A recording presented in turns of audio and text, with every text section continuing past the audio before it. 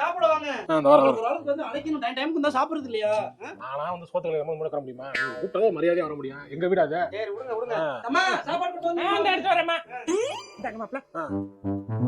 என்ன குழம்பு சட்னி வைக்கலங்க? சட்னி இல்ல, பொடி தான் இருக்கு இன்னைக்கு. பொடியா? அவதாம்மா நீங்க வந்து சாம்பார் இருந்தாலே தொட்டு சாப்பிட்டு போயிருங்க. ஒண்ணு இல்லையா, பொடியை மட்டும் வைங்கன்னா நான் மதியத்துக்கு சமைச்சுக்கிறேன். அப்படியா? சட்னி அரைச்சிடவா? இல்ல இல்ல வேணா விடுங்க. 5 நிமிஷம். நான்வெஜ் பாத்தியா? ஆமா. சரி மரியாதை. சரி மாப்ள சாப்பிடுங்க. கொஞ்சம் கொஞ்சமா இல்ல குறையிற மாதிரி இருக்கு. மரியாதை இல்ல, தேவலாம கத்தி பேசுறாங்க நம்ம கிட்ட. தோசைக்கு பொடியை கொண்டு வந்து போடுறாங்க. ஓவர்ல சட்னிமா போட்டாங்க முன்னாடிலாம். இட்டாலி குடியா சட்னியானே தெரியாது. அப்படி இருக்கும். பச்சைல ஒண்ணு, வெள்ளையில ஒண்ணு, இதுல ஒண்ணு, சகப்புல ஒண்ணு இருக்கு. இப்ப இது எதுவுமே இல்லையே. என்னங்க சாப்பிடாம உட்கார்ந்து தனியா புலம்பிக்கிட்டு இருக்கீங்க?